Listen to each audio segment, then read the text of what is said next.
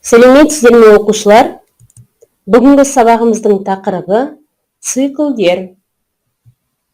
Бүгінгі сабақта циклдік алгоритмді Scratch ортасында құруды үйренеміз.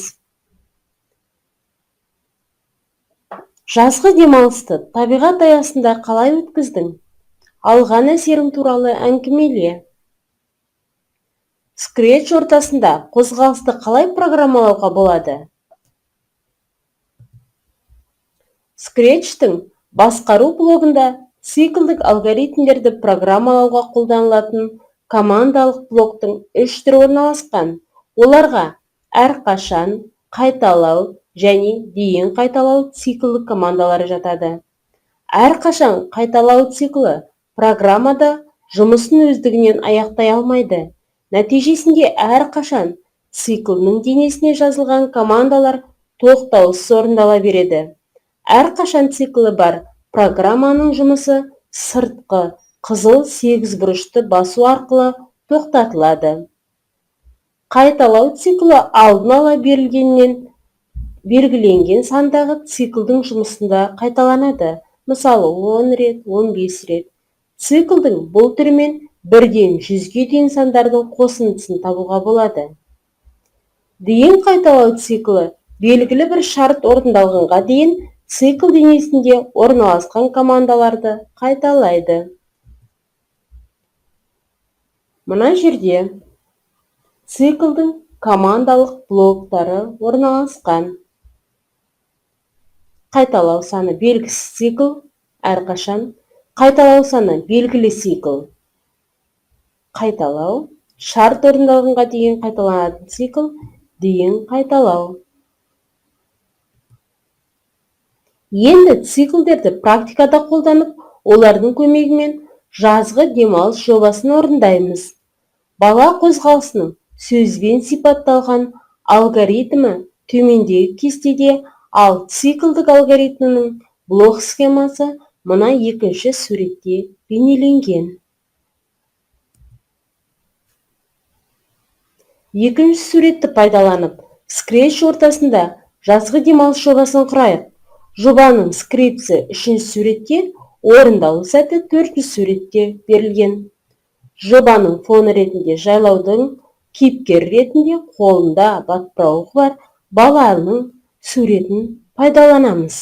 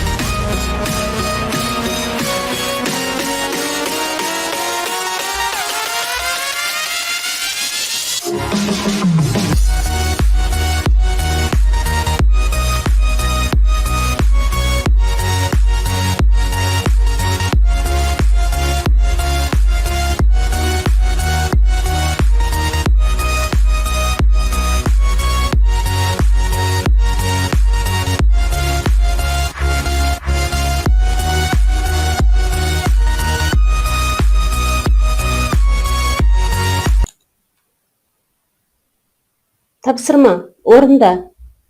Циклдік командалардың 3 түрін салыстырыңдар. Ерекшеліктері мен ұқсастықтарын атаңдар. Циклдің әр түріне бір мысалдан келтіріңдер. Суреттегі оқиғаларды бірінші кестедегі цикл түрлеріне жіктеңдер. Себебін түсіндіріңдер. Мысалы, қай сурет әрқашан цикліне мысал бола алады? Робот әр қадам сайын 10 сантиметр түзу сызық сызады. Робот неше қадам жасағаннан кейін ұзындығы 40 сантиметр, ені 30 сантиметр болатын тік төртбұрыш салады. Циклдың денесі неше рет қайталанады? Циклдың дұрыс жұмыс істеуіне қандай кедергілер бар? Программаны орындау кезінде цикл өз жұмысын тоқтатпаса, не істеу керек? Балалар, бүгінгі сабағымызды ауа райы арқылы қорытындылаймыз. Сабақ аяқталды, сау болыңыздар.